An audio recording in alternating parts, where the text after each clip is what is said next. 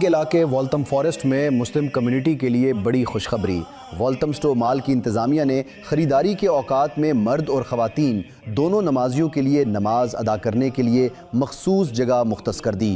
مسلمان خریداروں کے ساتھ ساتھ مال اور ہائی سٹریٹ مارکیٹ میں کام کرنے والے نمازی حضرات اب بآسانی نماز ادا کر سکتے ہیں۔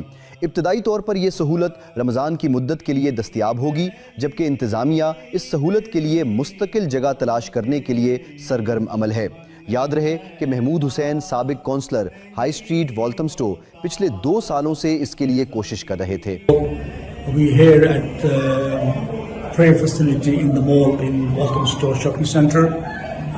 We are most grateful to the management of the mall Waltham Store for giving us this space to use for our prayers during the month of Ramadan.